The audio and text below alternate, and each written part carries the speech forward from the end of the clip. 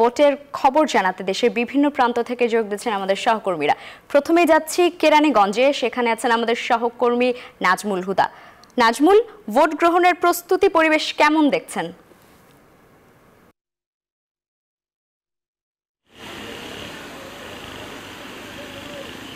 লাইবা, আপনাকে ধন্যবাদ। আপনি যেমনটি বলছেন, এই মুহূর্তে রয়েছে আমি রাজধানীর পাশে কেরানীগঞ্জ উপজেলার ভোট গ্রহণ আর কিছুক্ষণের মধ্যেই শুরু হতে যাচ্ছে এবং কিছুক্ষণ আগেই যে ব্যালট পেপার, সেই ব্যালট পেপারটি এসেছে এবং কড়া নিরাপত্তার মধ্য দিয়ে কিন্তু পুলিশ ব্যালট পেপার এনেছে। আমি যে 60 নম্বর কেন্দ্রে রয়েছি এবং আমরা যেটা দেখাচ্ছি যে এখনও কিন্তু যে লোকজন কিন্তু ভোটাররা এখনও আসেনি, তবে আইনশৃঙ্খলা বাহিনী কিন্তু পুরাপুরি প্রস্তুত রয়েছে এবং যেহেতু ষষ্ঠ পরিষদ জেলা ভোট গ্রহণ কিছুক্ষণের মধ্যেই শুরু হবে এবং সেই ভোট গ্রহণের আপনার দেখতেই পাচ্ছেন যে এবার যে ভোট গ্রহণ কিন্তু পুরাপুরি আপনার যেহেতু ভোট কেন্দ্রগুলোতে কিন্তু আইনশৃঙ্খলা বাহিনী পুরাপুরি নিরাপত্তার চাদরে ঢেকে দেওয়া হয়েছে এবং 12টি ইউনিয়নে কিন্তু যে নির্বাচন হচ্ছে এবং আইনশৃঙ্খলা বাহিনী রয়েছে এবং এরই সাথে কিন্তু যে 12টা ইউনিয়নের যে ভোট সংখ্যা রয়েছে 6,04,929 জন ভোটার রয়েছে এবং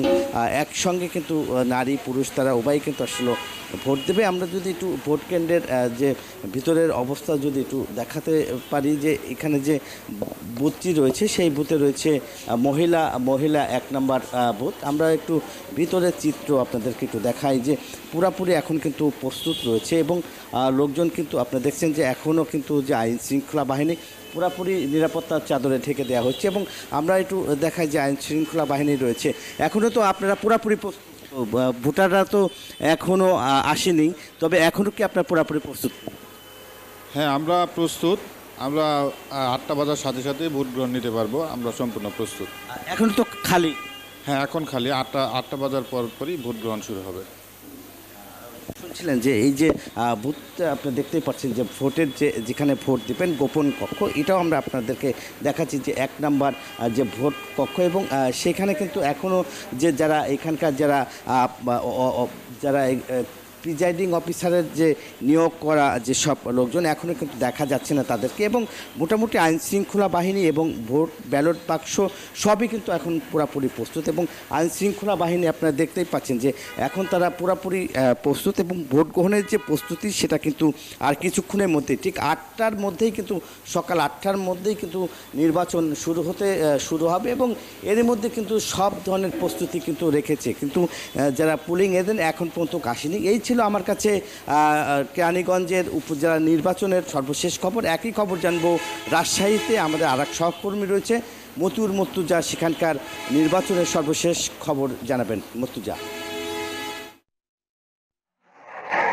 নাজমুল, আপনি যেমন বলছিলেন রাজশাহীতেও দুইটি উপজেলায় নির্বাচন সম্পন্ন হচ্ছে, এর মধ্যে গুদাগাড়ী ও তানোর উপজেলা।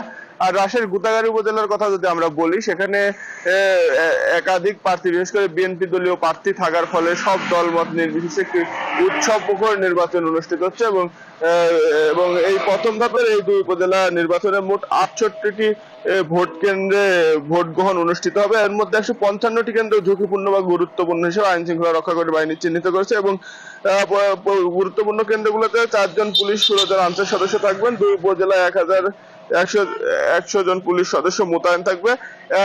1000 পুলিশ সদস্য, 7 প্লাটুন বিজিবি সদস্য সহ বিপুল পরিমাণ আনসার এবং র্যাবের টহল দল সার্বক্ষণিক নিয়োজিত থাকবে। এছাড়া 17 জন ম্যাজিস্ট্রেট দুই উপজেলার নির্বাচনী পরিবেশ পর্যবেক্ষণ করবেন এবং কোনো বিশৃঙ্খলার ঘটনা ঘটলে তারা তাৎক্ষণিক ব্যবস্থা নেবেন।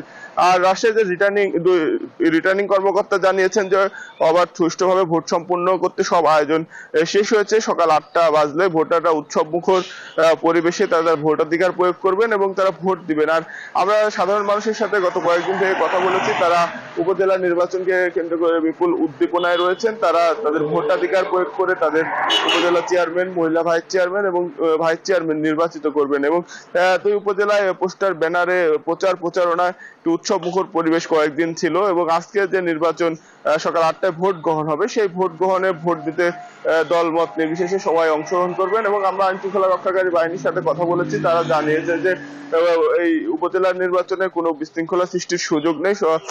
সর্বাত্মক প্রস্তুতি তারা নিয়ে রেখেছে। কোনো ধরনের বিশৃঙ্খলার ঘটনা ঘটলে সাথে সাথে আইন অনুযায়ী ব্যবস্থা নেওয়া হবে এবং ভোট গ্রহণ নিরবিচ্ছিন্ন এবং নির্বিঘ্নে ভোটাধিকার প্রয়োগ করবেন ভোটাররাও, এবং ভোটাররাও আনন্দিত, তারা ভোট দিতে চান। আর রাজশাহীতে বেশ কয়েকদিন তীব্র তাপদাহ ছিল, সেই তাপদাহর ফলে প্রচারণায় কিছুটা ব্যাঘাত ঘটেছিল। এই ছিল রাজশাহী থেকে সর্বশেষ। ফিরে যাচ্ছি স্টুডিওতে। মুর্তজা, ধন্যবাদ আপনাকে।